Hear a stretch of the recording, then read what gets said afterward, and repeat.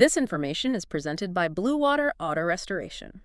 Welcome back. This is week 26 of the 2026 Bluewater Auto Restoration podcast. We release new podcasts every Saturday morning.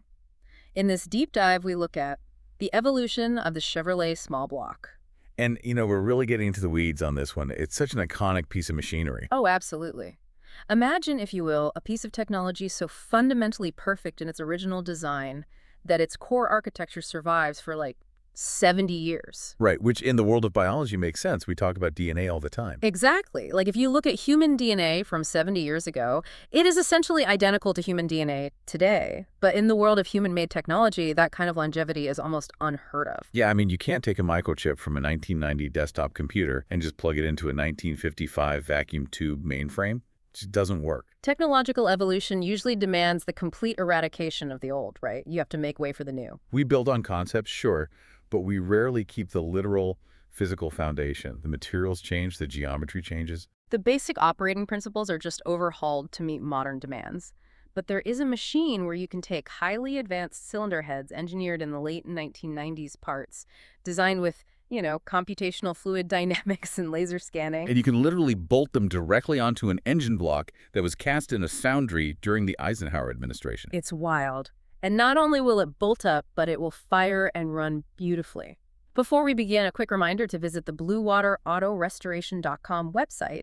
Also a quick reminder, our podcasts are available on Spotify, YouTube, Apple Podcasts, or SoundCloud. So our mission today is to trace that exact mechanical lineage for you. We are going to unpack the engineering, the intense racing history, and really the sheer cultural dominance of the Chevrolet small block V8. And more importantly, we want to examine the physics and the market forces behind that evolution. Exactly. We're looking at how shifting racing regulations, the choking grip of 1970s emissions laws, and the thermal limitations of cast iron forced incredible innovation. Some of the most incredible mechanical problem-solving of the 20th and 21st centuries, really. And to start that story, we actually have to look at a massive false start. Oh, yeah, the 1917 model. Right, because cultural consciousness places the birth of the Chevy V8 in 1955. But looking through the timeline, the lineage actually begins in the World War I era. Yeah, 1917. Louis Chevrolet designed a 288 cubic inch Series D overhead valve V8. Which is just a fascinating study in engineering that totally outpaced its manufacturing reality. It really was. It featured a 3.36-inch bore and a 4.00-inch stroke, producing a whopping 55 horsepower at 2,700 RPM. A powerhouse. And the compression ratio was an incredibly low 4.75 to 1, right? Yeah, which was absolutely necessitated by the abysmal, highly volatile fuel quality of that era. You just couldn't squeeze it any tighter. But the mechanical layout was the real shocker for me. It featured a centrally located camshaft and an entirely exposed valvetrain. Just picture that. The push rods and rocker arms operated completely out in the open air. They just had these little nickel-plated valve covers sitting above them, which means any dust, dirt, or debris from those unpaved 1917 roads could just settle right onto the moving valvetrain. Exactly. It's a nightmare for longevity. And they fed this engine using a single Zenith updraft 2-barrel carburetor, paired with a water-cooled aluminum intake manifold. And when I think about the fluid dynamics of an updraft carburetor, it just hurts my head. It's terrible. The air and fuel are literally fighting gravity to travel up into the combustion chamber. My intuition tells me that on a cold morning, the fuel vapor would just condense, fall out of suspension, and puddle. Just a big puddle of raw fuel at the bottom of the manifold. That is exactly the inherent flaw of updraft designs. So why even use it? Well, they were common at the time, primarily because fuel was gravity-fed from a tank sitting higher than the engine. Without mechanical fuel pumps, you had to position the carburetor low. Ah, that makes sense. So the water-cooled intake manifold was an attempt to keep the manifold temperatures stable. Right, to prevent that exact fuel puddling. But the volumetric efficiency was still just terrible. The Series D only lasted until 1919. I think only about 3,000 cars were equipped with it. The metallurgy of the early 20th century simply couldn't support the design. No, not for mass, reliable production anyway. The casting techniques weren't refined enough to produce complex V8 blocks consistently without incredibly high scrap rates. So the V8 concept just goes completely dormant at Chevrolet. They lean into their classic inline six. The famous stove bolt 6. Right, which was an absolute anvil of reliability, but it was incredibly heavy and inherently limited in its airflow and RPM capabilities. And then we hit the post-war boom, 1955. General Motors engineering director Ed Cole and engineer Don McPherson unveil the 265 cubic inch turbofire V8. And this is where the entire paradigm shifts for the industry. This isn't just an engine replacement. This is the engine that arguably saves the Corvette from being discontinued, right? Oh, 100%. It gave the Corvette the aggressive teeth it desperately lacked with the old inline-six. The 1955 launch is basically year zero for the modern performance industry. In its base form with a two-barrel carburetor, the 265 made 162 horsepower. And then the power pack option with a four-barrel bumped it up to 180 horsepower. And in the Corvette, with a slightly less restrictive dual exhaust, it made 195 horsepower. By 1956, a high-lift camshaft and dual-quad carburetors pushed it to 240 horsepower. But honestly, the power output wasn't the actual revolution. No, the revolution was the packaging, the weight reduction, and the massive leap in foundry techniques. The thin wall casting. Yes. When you look at pre-1955 V8 engines from other manufacturers, they are just massive, hulking blocks of cast iron. Because the foundry processes back then utilized green sand casting, and the inner cores of the molds, like the parts that create the hollow water jackets, had a tendency to shift as the molten iron was poured. Right. And if the core shifts even a fraction of an inch, one cylinder wall becomes paper thin while the opposite wall becomes incredibly thick. And a thin wall will just crack under the immense cylinder pressures of combustion. Exactly. So to prevent those catastrophic failures and account for the core shifting, early foundries simply made the target wall thicknesses massive across the board. It was a brute force solution that resulted in engines weighing, what, 700 or 800 pounds? Easy. Ah. But Ed Cole's team capitalized on vastly improved, highly stabilized sand casting techniques. Because the GM foundries could now guarantee the core wouldn't shift during the pour, they could intentionally design the walls to be much thinner. They eliminated hundreds of pounds of unnecessary cast iron. Which immediately transforms the handling dynamics of whatever car you drop it into. I mean, less weight over the front axle means the car turns in sharper and stops shorter. But it wasn't just the block walls either. It was the sheer efficiency of the external packaging. They designed a one-piece intake manifold that is just a masterclass in consolidating parts. It truly is. Prior to this, engines had separate bolted-on components for almost every accessory. Yeah, the 1955 intake manifold casting didn't just route the air and fuel. It served as the water outlet for the cooling system. It contained the exhaust heat riser to warm the carburetor on cold starts. It provided the mounting boss for the ignition distributor. It held the oil filler tube, and it literally functioned as the cover for the lifter valley. It was a brilliantly integrated single piece of cast iron that saved space, weight, and assembly line time. And crucially, it established the sacred geometry, the 4.4-inch bore spacing. That measurement is everything. The exact distance from the center of one cylinder to the center of the adjacent cylinder. It's the foundational DNA strand that dictates everything that follows. You cannot put a cylinder head with 4.5-inch spacing onto a block with 4.4-inch spacing. Nope, the math just doesn't work. But because it was such a radical departure from previous designs, they did have a few fascinating teething issues that first year. Oh, the 1955 block is unique specifically because of its omissions. The most famous quirk is the oil filtration system. I still can't believe this. The initial block casting simply did not include a provision for a permanent spin-on oil filter. Which seems insane to a modern mechanic. You have a high-performance V8 engine, and filtering the microscopic metal shavings out of the oil is treated as a total afterthought. Right.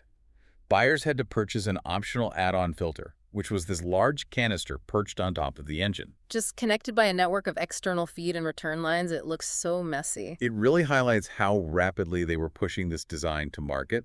By 1956, the revised blocks integrated a mounting pad for a canister filter down low on the side of the block. And eventually, the industry moved to the disposable spin-on filters we use today. But the most controversial engineering choice of 1955 wasn't the oil filter.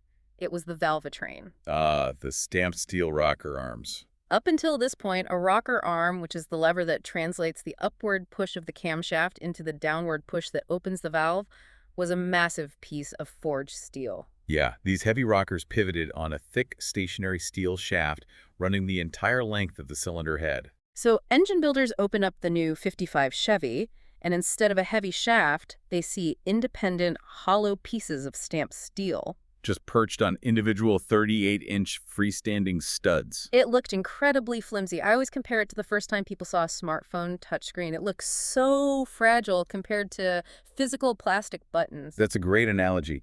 The skepticism from the hot rod community was immediate. They assumed these stamped pieces of metal would just shatter under high RPM stress. But Ed Cole's engineers understood the physics of reciprocating mass way better than the average mechanic of the era. Absolutely. The heavy forged steel rockers on a solid shaft had immense inertia. Right. An engine running at 6,000 RPM is opening and closing those valves 50 times every single second. When you have a massive chunk of forged steel moving that fast, it takes an enormous amount of spring pressure to force it to stop moving upward and instantly change direction downward. And if the spring can't overcome the inertia of the heavy rocker arm fast enough, the valvetrain physically separates, you get valve float. Which is terrifying. Valve float is the absolute ceiling for horsepower in a pushrod engine. Because when the lifter loses contact with the camshaft lobe, the valve timing becomes completely chaotic. Power plummets, and pistons can literally collide with the valves. Exactly. So the stamped steel rockers were a revelation because they drastically reduced that reciprocating mass. They were incredibly light, meaning the standard valve springs could easily control them at much higher engine speeds. Furthermore, the individual stud mount design allowed mechanics to adjust the valve lash on each cylinder independently while the engine was running. Which is just a massive tuning advantage. It allowed the engine to safely reach RPMs that would have utterly destroyed older, heavier valvetrains. So they have this lightweight, compact engine that can rev safely. The next question is, how do you go from a 265 cubic inch starting point to a record-breaking powerhouse? You increase the displacement and you solve the fuel delivery bottleneck. Which brings us into the late 1950s, the whole space race era. When the entire automotive industry becomes absolutely obsessed with its specific metric. 1 horsepower per cubic inch of displacement. It was the psychological barrier for performance engineering. In 1957, Chevrolet increased the displacement by expanding the bore from 3.75 inches to 3.875 inches. Retaining the 3-inch stroke, this created the classic 283 cubic inch V8. But the real breakthrough was bolting the Rochester Ramjet mechanical fuel injection system to the top of it. We really have to look at the mechanics of the Rochester system. Because achieving precise fuel injection in 1957 without a single microchip or digital electronic control unit is just staggering. Today, an ECU reads an airflow sensor, checks a digital map, and pulses an electronic fuel injector for a specific millisecond. But the Rochester system had to accomplish that exact same math using nothing but physics and engine vacuum. It was an analog computer built out of diaphragms and linkages. It really was. The system used a venturi tube in the air intake. As the engine drew in air, the shape of the venturi created a pressure drop of vacuum signal. And that vacuum was directly proportional to the volume of air entering the engine. Right. This vacuum signal was routed to a flexible bellows. As the air velocity increased, the vacuum increased, the bellows contracted, and it mechanically pulled a lever, which adjusted a spill valve in the fuel meter. This valve constantly varied the fuel pressure sent to the continuous spray nozzles located just outside the intake valves. It's actively weighing the air mass mechanically. It's brilliant. And when paired with a high 10.5-to-1 compression ratio, the 1957 fuel-injected 283 achieved exactly 283 horsepower. It hit the magic ratio. At the GM Proving Grounds in Milford, Michigan, a 57 Corvette equipped with the Super Ramjet reached 132 miles per hour. Incredible. By 1962, they pushed the bore to a full 4.0 inches and increased the stroke to 3.25 inches, creating the legendary 327. And by 1965, the fuel-injected 327 peaked at 375 horsepower. That's 1.15 horsepower per cubic inch. And this era really solidifies the industrial Lego set theme we discussed. Because the engineers steadfastly maintained the 4.4-inch bore spacing, the basic block architecture remained functionally identical. The interchangeability was just unprecedented. A builder could take a set of high-flowing camel hump cylinder heads from a 1965 327 and bolt them directly onto a 1955 265 block. The aftermarket industry just exploded. Companies realized that if they designed a performance intake manifold, they weren't just engineering it for a single model year. They were designing a part that fit literally millions of engines spanning over a decade. It creates this massive self-sustaining shadow economy of speed parts. But looking at the historical timeline, I have to play devil's advocate for a second here. Please do. Chevy marketed the 57 Corvette's 1 horsepower per cubic inch achievement brilliantly, But they weren't actually the first domestic manufacturer to cross that line. Right, the historical caveat. In 1956, a year prior, Chrysler's Firepower V8, the early 354 cubic inch Hemi, produced 355 horsepower. So my question to you is, why did the Hemi architecture basically fade into obscurity for over a decade, while the wedge-head Chevy small block conquered the entire world? It really comes down to weight, packaging, and the sheer cost of manufacturing complexity. Yeah.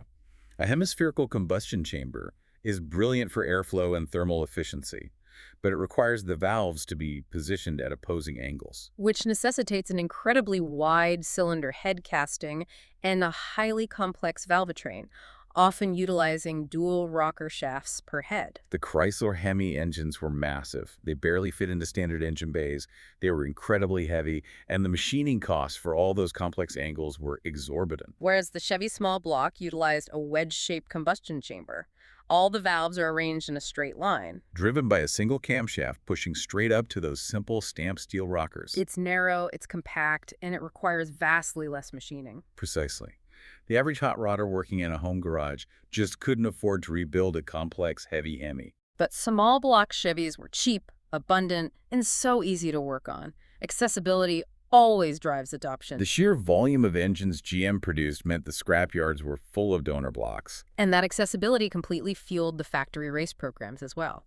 Which brings us into the late 1960s, the era of the factory Frankensteins. Oh, this is where it gets really fun. 1967 is the year Chevrolet introduces the ubiquitous 350 cubic inch V8, starting with the 295 horsepower L48. But the real magic of 1967 wasn't the 350. It was the engine they built to homologate the Camaro for the Sports Car Club of America's Trans Am series. The SCCA Trans Am rulebook was strictly governed. Engine displacement was capped at a maximum of 5.0 liters, or roughly 305 cubic inches. So GM had a problem. The 283 was too small, sacrificing potential power, and the 327 was too large, making it illegal for the class. And tooling up a foundry to cast an entirely new, specific engine block for a low-production race car was financially out of the question. So the engineers turned to their Lego set. They realized they can just splice the DNA. Genetic splicing. They take the engine block from the 327, which features that massive 4.00-inch bore. And a large bore is crucial for racing because it physically allows for larger intake and exhaust valves in the cylinder head, which means the engine can flow more air. Then they take the crankshaft out of the smaller 283 engine, which has a very short 3.00-inch stroke. Drop the short stroke crank into the large bore block, and the math works out to exactly 302 cubic inches. The resulting 302 was an engineering masterpiece, specifically because of its oversquare geometry. Yeah, when the bore diameter is significantly larger than the stroke length, you have an oversquare engine. Yeah. And the physics of the short stroke totally dictate the engine's personality. Let's break down piston speed for a second. Piston speed is measured in feet per minute. Right. If you have a long stroke, the piston has to travel a long physical distance up and down the cylinder bore during every single revolution. At 7,000 RPM, a long-stroke piston is traveling at a terrifying velocity. The massive acceleration and deceleration forces at the top and bottom of the stroke will physically tear the connecting rods apart. But with the 302's short 3-inch stroke, the piston travel is minimal. Doesn't have to accelerate to those extreme velocities to keep up with the crankshaft. This short stroke dramatically lowers the mechanical stress on the rotating assembly, allowing the engine to reliably spin to incredibly high RPMs. And a naturally aspirated engine makes power by spinning faster and pumping more air. The 302 just loved to rev. They packed it with an 11.0-to-1 compression ratio, aggressive solid mechanical lifters, and a massive 800 cm Holley carburetor. Officially, GM rated the Z28's 302 at 290 horsepower to placate the insurance companies. Which was a total lie. Independent dyno testing repeatedly proved those factory engines were making closer to 380 horsepower in street trim. And the unrestricted race versions were pushing 465 horsepower, and GM fully embraced this clandestine racing culture. A customer buying a 1968 Z28 would open the trunk and find a cardboard box containing factory-issued tubular exhaust headers. The restrictive cast iron exhaust manifolds were installed on the assembly line to meet noise regulations, but the manufacturer was essentially handing the buyer the tools to bypass the restrictions for weekend racing. It's a level of corporate complicity in street racing that is just unfathomable today. This era really peaks in 1970 with the Generation I LT1 350. Featuring an 11-to-1 compression ratio, solid lifters, and exceptional airflow, It produced 370 gross horsepower. It was the absolute zenith of naturally aspirated pushrod aggression. But 1970 also marks the debut of the 400 cubic inch small block. And the 400 is where we see the physical limitations of the architecture finally rear their head. To extract 400 cubic inches out of a block that still utilized the original 1955 4.4-inch bore spacing, the engineers had to stretch the geometry beyond its thermal limits. They increased the bore to an enormous 4.125 inches and lengthened the stroke to 3.75 inches. But the critical issue was the bore size. The cylinder bores were now so wide that there was no longer physical room in the casting for the engine coolant to flow between them. The water jackets. In a normal block, every cylinder is surrounded by a jacket of flowing coolant to draw away the immense heat of combustion. To make the 400 fit, they had to cast the cylinders so they were physically touching each other. Siamesed cylinders. And that severely compromises the thermodynamics of the engine. Where those cylinder walls touch, you have a massive concentration of heat with no direct coolant flow to absorb it. The heat transfer coefficient drops drastically. While the 400 was an exceptional low-end torque engine for heavy trucks and station wagons, in sustained high-performance applications, it had major issues. The lack of cooling between the bores often led to localized boiling nucleate boiling, which could cause the block to overheat, distort, and blow head gaskets. But the aftermarket hot rodders, deeply steeped in that Lego set mentality, saw a solution. They realized the flaw was the Siamese block, not the internal parts. So they extracted that long-stroke 3.75-inch crankshaft from the 400, took it over to a standard 350 block, which still retained all of its crucial water jackets between the narrower 4.00-inch bores. And they machined the 350 block to accept the longer stroke. The result is the legendary 383 stroker.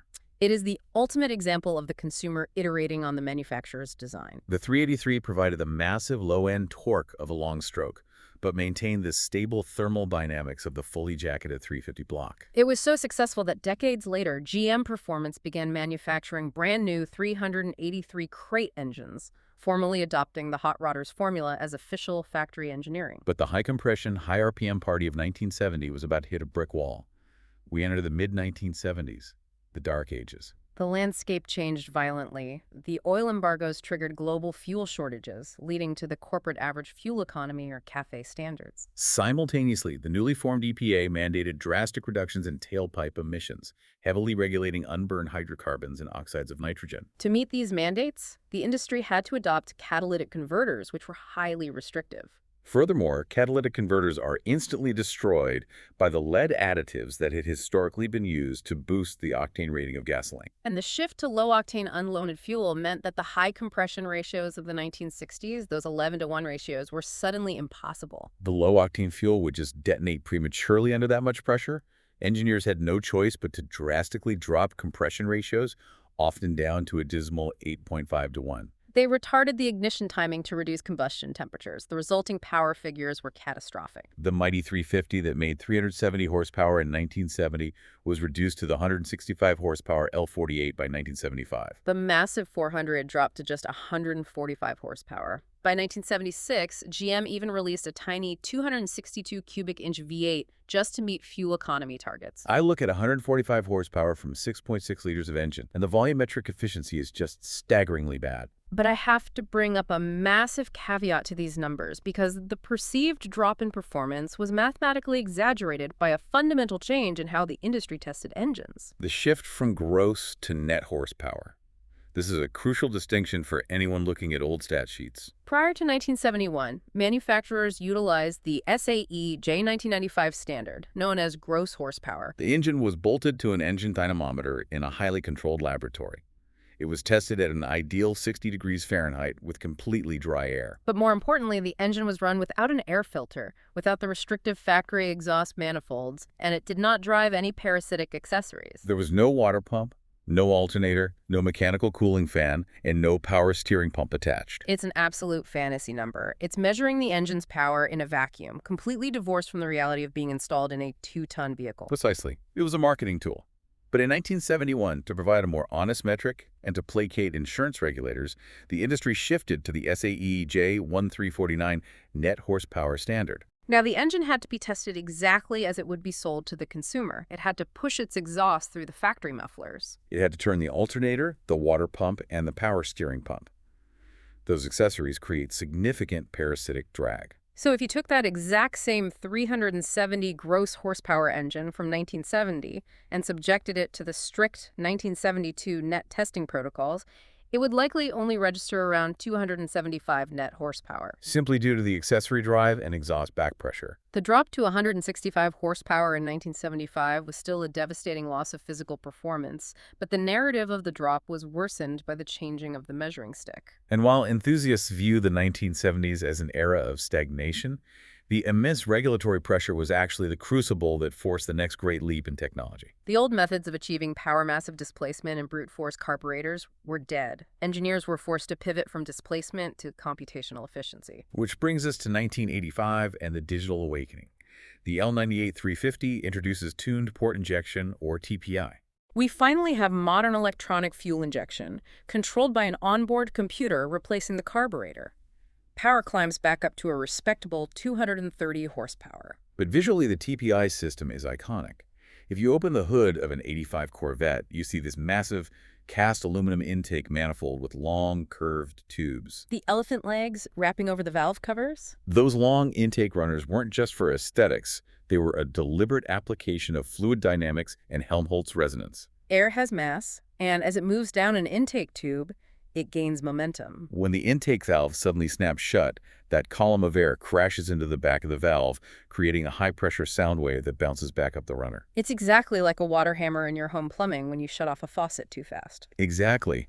The TPI engineers calculated the specific length of those long runners so that the high-pressure acoustic wave would bounce to the top of the manifold and reflect back down. Arriving at the intake valve at the exact millisecond, it opened for the next cycle. This acoustic supercharging effect rammed additional air into the cylinder, drastically increasing volumetric efficiency at lower engine speeds. The TPI engines couldn't rev high because the long runners restricted sheer airflow volume at the top end, but they produced a massive instantaneous surge of low-end torque, which made the cars feel incredibly fast on the street. But eventually, even with advanced computer controls, the engineers hit the physical limits of the original 1955 block geometry.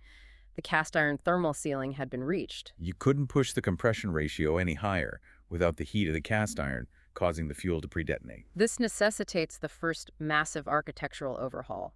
We arrive at 1992 and the Generation 2 small block, the LT1. The 1990s LT1 kept the foundational 4.4-inch bore spacing and the rear bell housing bolt pattern, meaning it still fit the Lego set interchangeability for transmissions and engine mounts. But internally, the cooling dynamics were completely revolutionized with the introduction of reverse flow cooling. Let's really analyze the thermodynamics here. In a traditional Gen I small block, the water pump takes freezing cold coolant from the radiator and pushes it directly into the heavy cast iron engine block first. It flows around the cylinders, absorbing heat, and then it flows upward into the cylinder heads and finally out to the radiator. The Gen 2 reversed that path entirely. It pumps the cold coolant directly to the cylinder heads first. And my assumption is that because the combustion chamber is located in the cylinder head, that is the absolute hottest point of the engine. That is exactly correct. The combustion chambers where the spark plug fires and the air-fuel mixture detonates. The metal temperatures in the cylinder head are significantly higher than the temperatures in the lower cylinder walls. In a traditional system, by the time the coolant absorbed heat from the block and reached the heads, it was already hot. It lacked the necessary latent heat capacity to pull the extreme temperatures out of the combustion chamber efficiently. And if a combustion chamber gets too hot, the metal itself will ignite the incoming fuel before the spark plug fires. Engine knock. Detonation.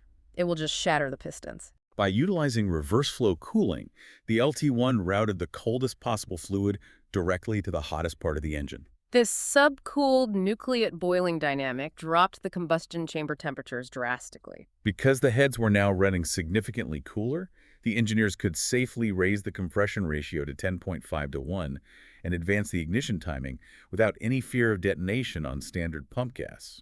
This brilliant manipulation of thermal transfer allowed the LT1 to produce 300 horsepower right out of the gate, eventually reaching 330 horsepower in the LT4 variant. They paired that advanced cooling with a short runner intake manifold, prioritizing high RPM airflow over the low-end torque of the old TPI system. Dynamically, the LT1 was brilliant, but it had a fatal packaging flaw that doomed its reputation forever: the OptiSpark ignition system. Oh, man. The OptiSpark was a marvel of electrical engineering, completely ruined by a terrible physical location. For 40 years, the distributor sat at the top rear of the engine block, driven by a gear meshed with the back of the camshaft. The problem with that traditional location is camshaft twist.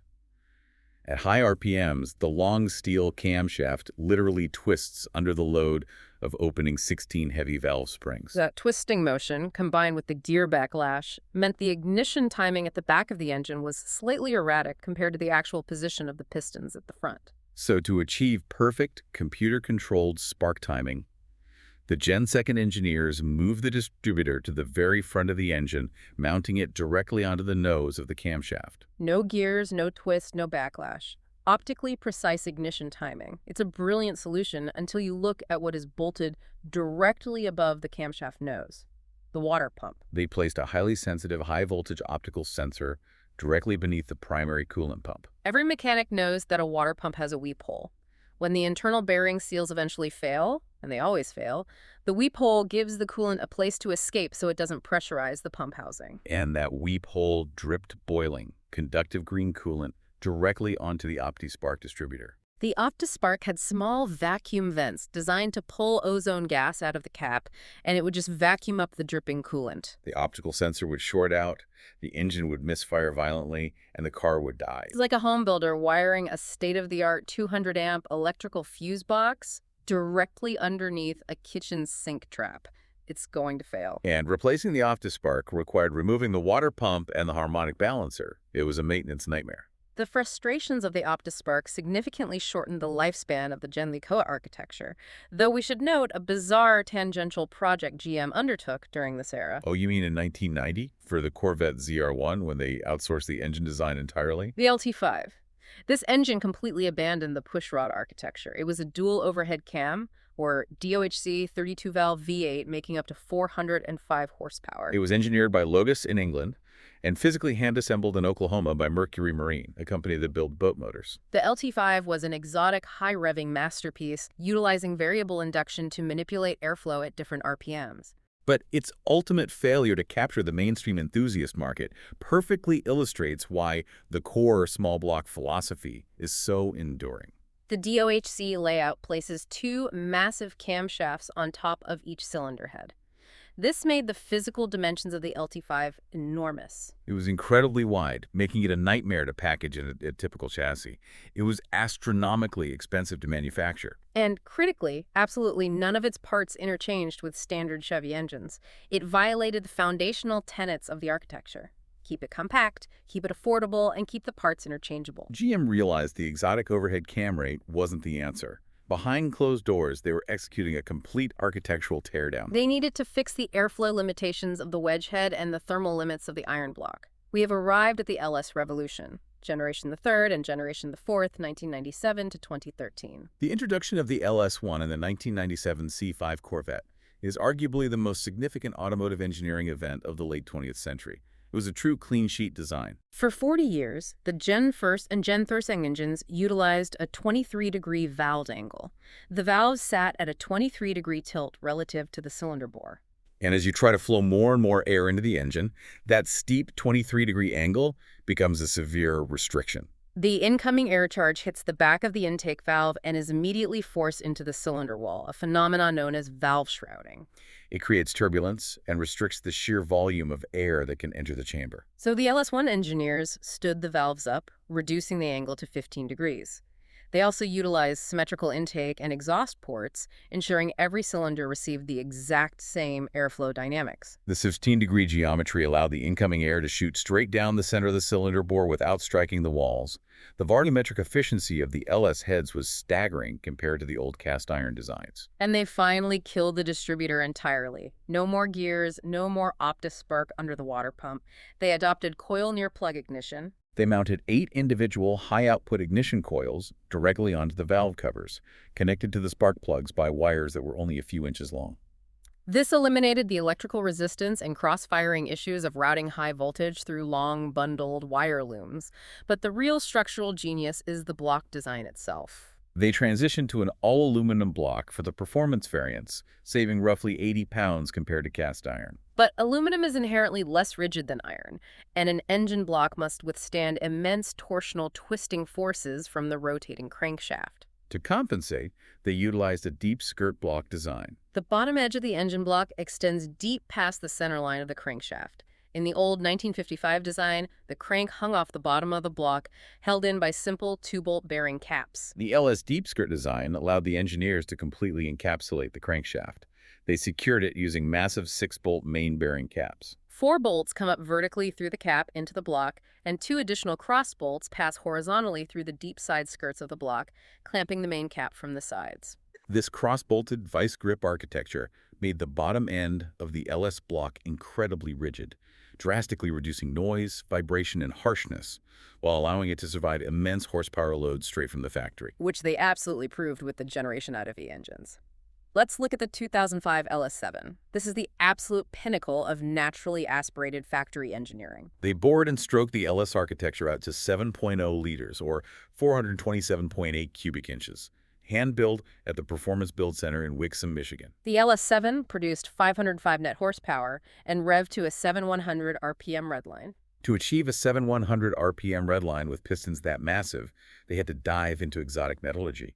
We discussed the reciprocating mass of the valvetrain in 1955. The same physics apply to the rotating assembly. A 4.125-inch forged piston accelerating to the top of the cylinder and instantly reversing direction 7,100 times a minute creates violent stress on the connecting rod. A standard steel rod would stretch and snap under that load, so they utilized forged titanium connecting rods and lightweight titanium intake valves. They threw aerospace materials at the inertia problem, and they paired it with a dry sump oiling system. My understanding is that the C6 Corvette Z06 generated such extreme lateral G-forces in the corners, over 1.0 G on standard street tires, that a traditional wet oil pan became a massive liability. In a traditional wet sump, all the engine oil pools at the bottom of the pan, and a pickup tube sucks it up into the pump.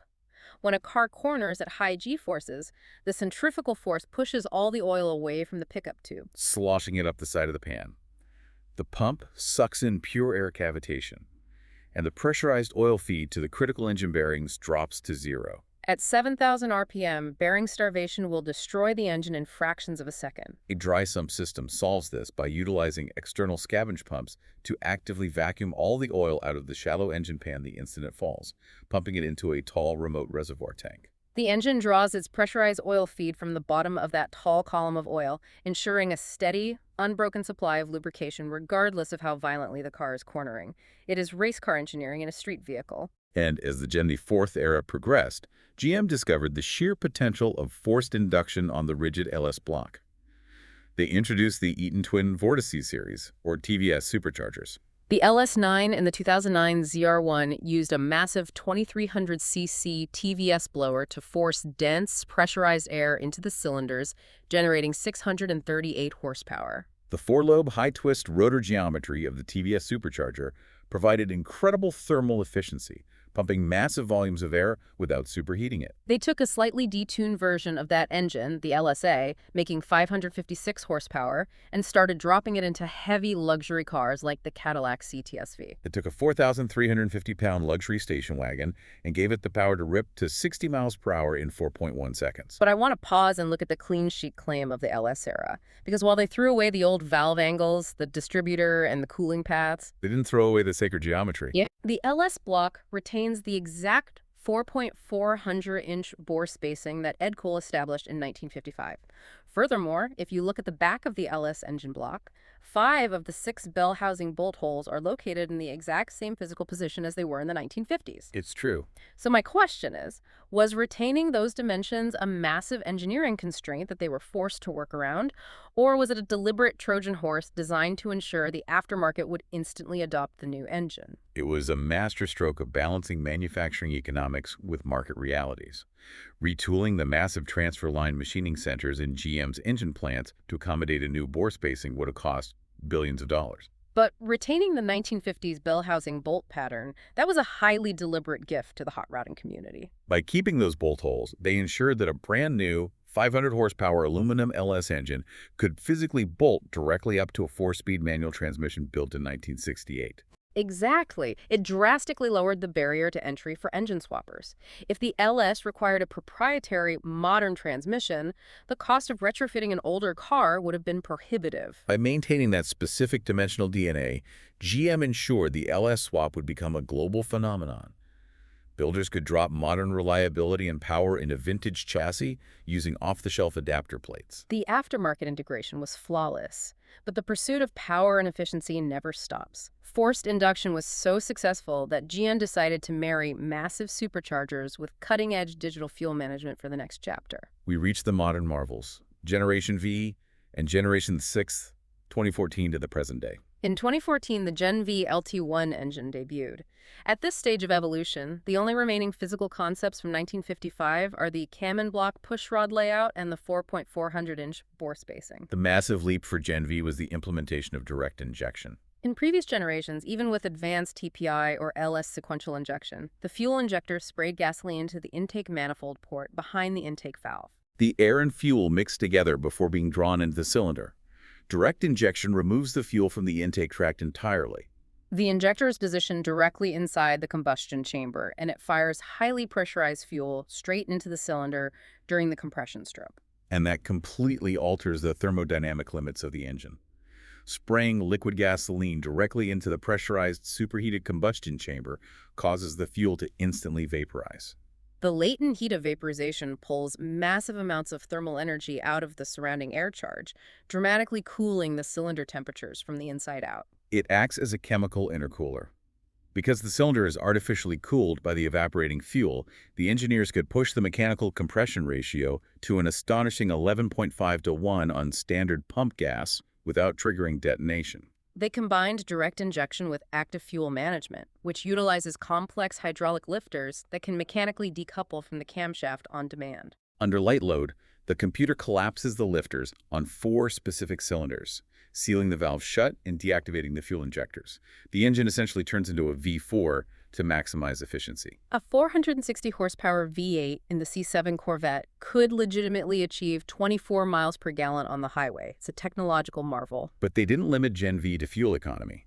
The superchargers returned in a massive way. The LT4 variant pushed output to 650 horsepower.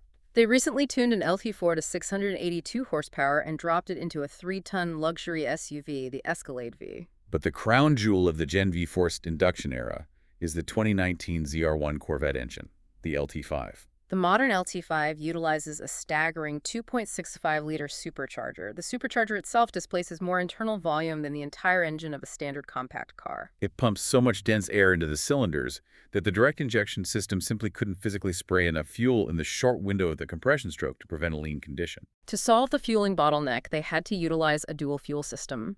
The LT5 relies on direct injection for efficiency and low RPM cooling, but under full supercharged boost, it activates a secondary set of traditional port fuel injectors. Located in the intake manifold just to dump enough gasoline into the airflow to satisfy the combustion demands. The result is 755 horsepower. But generating 755 horsepower creates a terrifying amount of byproduct heat. The thermal management required to keep the LC5 alive is a study in advanced fluid dynamics. Pushing an engine to 755 horsepower generates enough waste heat to melt the aluminum block if it isn't constantly extracted. GM had to completely redesign the frontal aerodynamics of the Corvette. They added 4 entirely new heat exchangers and increased the cooling airflow through the front fascia by 41% compared to the Z06 model. They had to balance turbulent flow through the radiator fins to maximize heat transfer without creating massive aerodynamic drag. It is an absolute sledgehammer of an engine. But just when the automotive world assumed the massive supercharged pushrod V8 was the final ultimate form of the small block architecture, GM engineers threw the wildest curveball in their history. The Generation V architecture branches out into something entirely alien, the LT6. The 5.5-liter naturally aspirated LT6, designed for the C8 Z06 Corvette.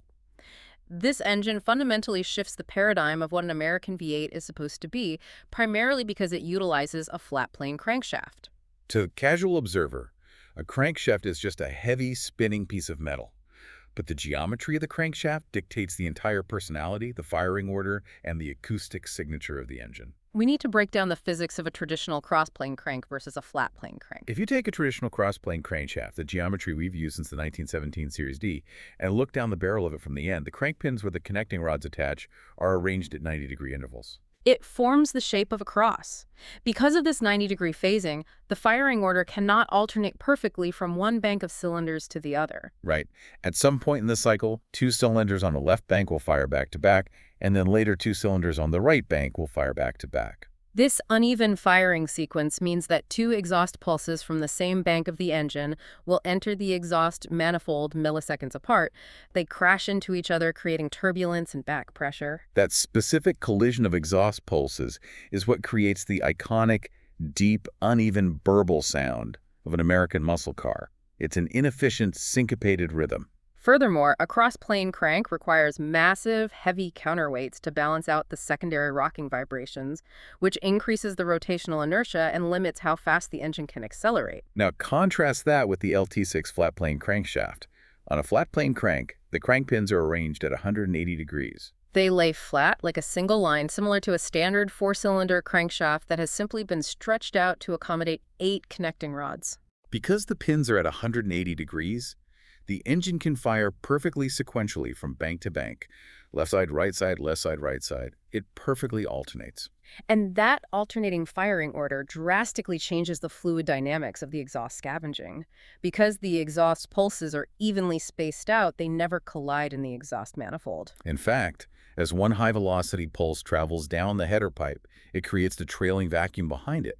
This vacuum actually reaches back up into the cylinder head and actively pulls the residual exhaust gases out of the next cylinder right as its valve opens. A massive scavenging effect. The engine acts like an aerodynamic vacuum pump, achieving incredible volumetric efficiency at high RPMs. And because the flat plane layout doesn't require those massive heavy counterweights to balance the firing forces, the entire rotating assembly is exceptionally light. The lack of rotational inertia means the LT6 revs with a ferocity normally reserved for superbikes or Formula One engines. It screams up to an 8,600 RPM redline, producing 670 naturally aspirated horsepower.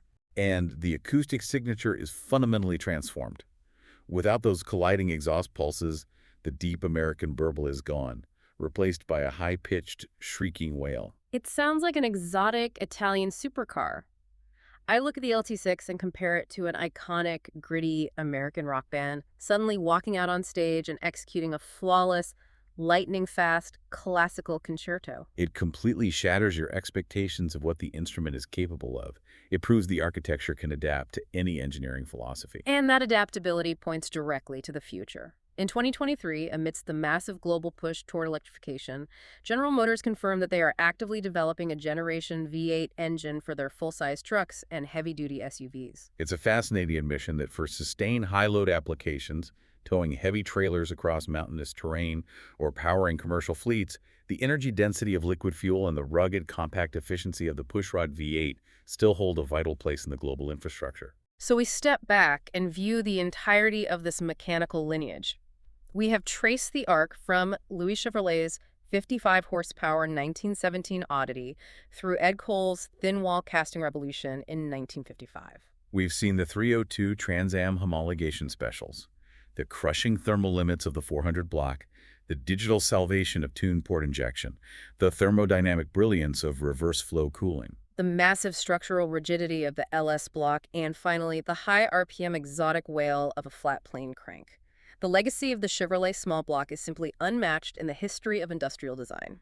It is unmatched in sheer production volume, unmatched in its adaptability to power everything from watercraft to dragsters, and utterly unmatched in the devotion it receives from the aftermarket engineering community. Once again, a quick reminder to visit the BWAR.CA website. This deep dive is presented by Bluewater Auto Restoration. Also, remind, our podcasts are available on Spotify, YouTube, Apple Podcasts, or SoundCloud. That aftermarket devotion guarantees the architecture's immortality. And that leaves us with a truly profound final thought for you. We know that the automotive industry is investing billions in the eventual transition to electric vehicles. Sometime in the next few decades, the final internal combustion V8 will roll off a factory assembly line.